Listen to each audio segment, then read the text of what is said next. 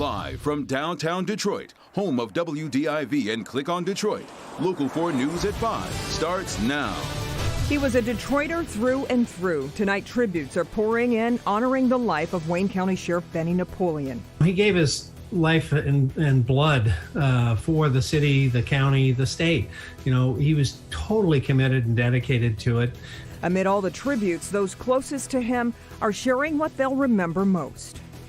But we begin with Governor Whitmer demanding answers from Washington. Where are our doses? What is holding them up? Strong words as she says the state is making progress, but still has a long way to go before we're out of the woods.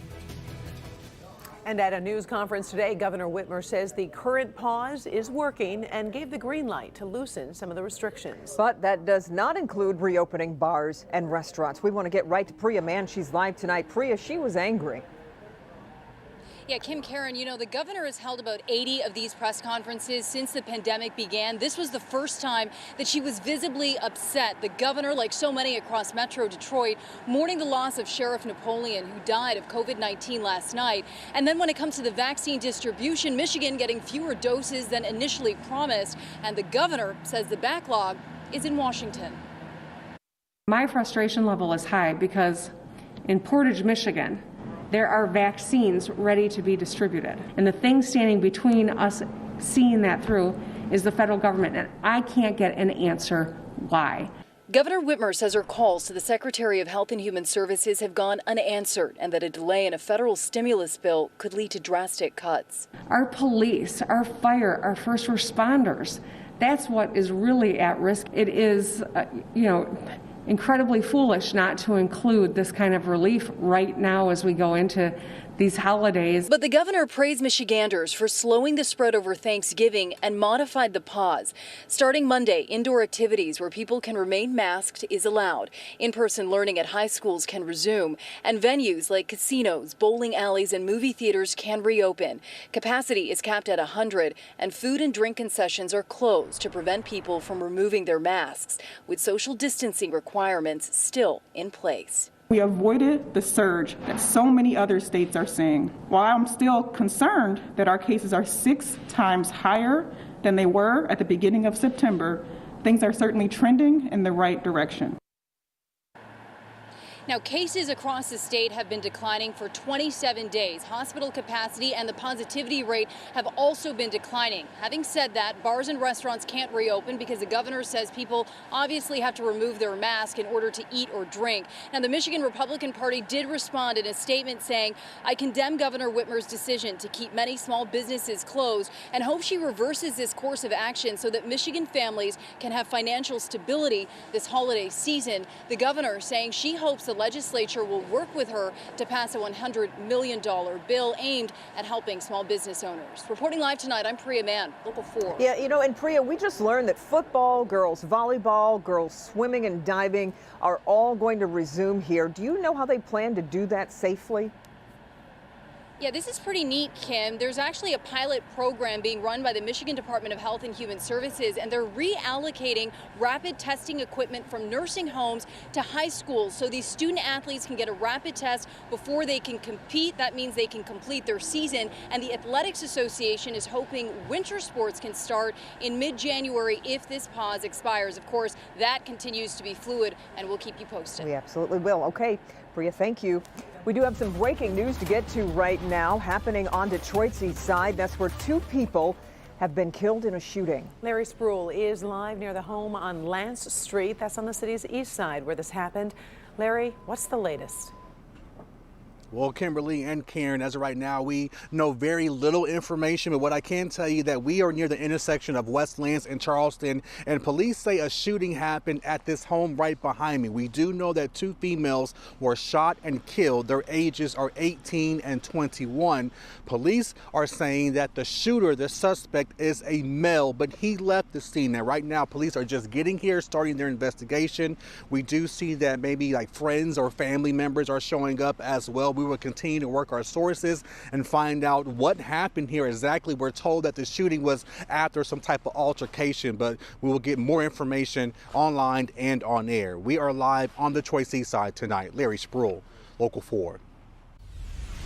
Now to today's coronavirus numbers. The state reports 4,180 new cases of COVID-19. Along with that, 66 deaths have been reported in the past day. Proof tonight that isn't just a number. Detroit Mayor Mike Duggan said he'll be remembered as one of our city's greatest public servants. Tonight, tributes are pouring in, honoring the life of Wayne County Sheriff Benny Napoleon. Napoleon passed away yesterday after a month-long battle with COVID-19 with his family there by his side. He was a true son of Detroit, went to Cass Tech and stayed right here, serving the city and the county he loved. We want to get to our Paula Tutman. And Paula, everyone from the law enforcement community to state and local leaders are striking the same tone. Benny Napoleon was one of the good guys.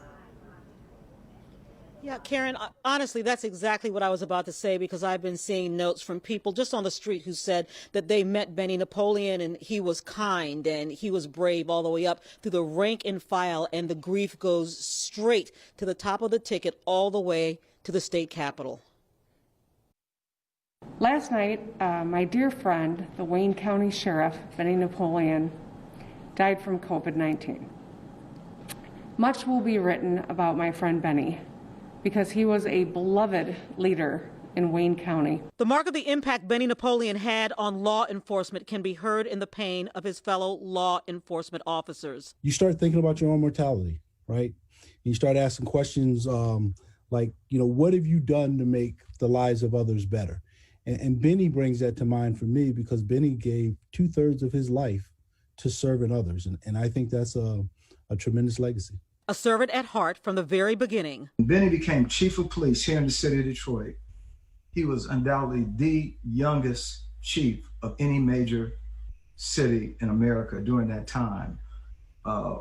What a phenomenal effort, and that never changed. He has faced the most dangerous of adversaries. It was a group of gangs that were terrorizing a certain portion of the east side, and how Benny had strategized how he was going to swoop down on all of them at one time. Somehow or another, he had put the word out for them to meet without them knowing that it wasn't them putting the word out. And then he showed up. Now we know Benny's being gentle and kind, but from the people I talked to, when he showed up that day, he was riding a white horse like Haile Selassie. And he put that thing under his feet. But it was COVID that was the most formidable. Devastated for the family, for the members of the Wayne County Sheriff's Office. We thought he was making progress and just didn't see this coming. And his loss will be felt in the blue of a police officer's uniform, the brown of a sheriff's, the suit of a businessman, the blue jeans of the common man. Well, he's one of those folks that when they show up, they bring a smile to your face. We used to give each other big hugs every time we saw each other, and it's going to create a big void, obviously, in so many people's lives, especially his family, but his friends, the community. He was just one of those larger-than-life personalities that I'm going to greatly miss. His loss will be felt, not just to the bone, but to the very marrow. His longtime love, Sharon, and the pride of his life, daughter Tiffany and grandson Malachi, shared this incredible man with the rest of us for so many years. And we offer them our condolences, our gratitude, and our support. We know that his family is in deep grief, but just know that we are part of the extended family. For those of us who have covered him for years, we share in that grief. Guys, back to you. All right. Thank you very much, Paula. We sure do. Sheriff Napoleon's family, as you mentioned, is in shock, just devastated by their loss. Yeah, as you can imagine. And earlier today, I spoke with his daughter Tiffany and his brother Hilton. They say he would not want people to be sad. Instead, Sheriff Napoleon would want everyone to stay vigilant and protect themselves and their loved ones from this virus. Heartbreak and loss. Hilton Napoleon spent 71 days in the hospital himself fighting COVID-19. He and his brother did everything together. And after I got out of the hospital, I told my brother, I said, Benny, you do not want to catch this. And he did everything that he could to protect himself. And we believe he caught it under unusual circumstances. I hadn't hugged my father since probably March. Like, he was being very cautious, even with myself and even with my son. Both brothers have dedicated their lives to law enforcement. Hilton says it happened quite by accident. Our fathers always teach us, to help people. And this was a good way, I thought, a good avenue, because trust me, ain't nobody been stopped as teenagers more than me and my brother. One time we got stopped like 5 times before we could get over to the east side to visit my grandmother, and stuff. And so we said, well, maybe we can make it better. His daughter Tiffany says she shared her father with the public every day of her life and is grateful for the community's outpouring of support through this. Everything that he did for the greater good of the citizens of Detroit and Wayne County. He did it with integrity. He did it out of passion. And, it was truly his calling, and he loved every moment of it. And as his family grieves, they share an important message. You don't want to have to experience this or a loved one just so that it become real for you. Yeah. You don't want that to happen. I did not want it to happen. When my brother told me, I was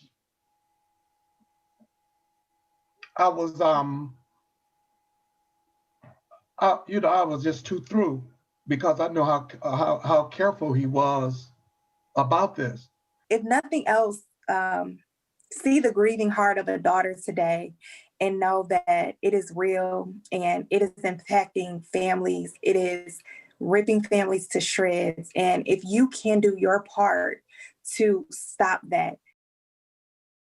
Yeah, really one of this community's most distinguished leaders, and he will be missed. He so will be. Yeah. Congresswoman Debbie Dingell also sharing her thoughts tonight on the passing of her dear friend, Benny Napoleon. She remembers him as someone who cared about the community and cared about educating others. He, quite frankly, is someone that has made me really be a serious advocate for criminal justice reform. And he just had a way of talking to you and educating you that didn't feel like you were being lectured, but showed you life from a perspective you hadn't thought about and one you needed to think about.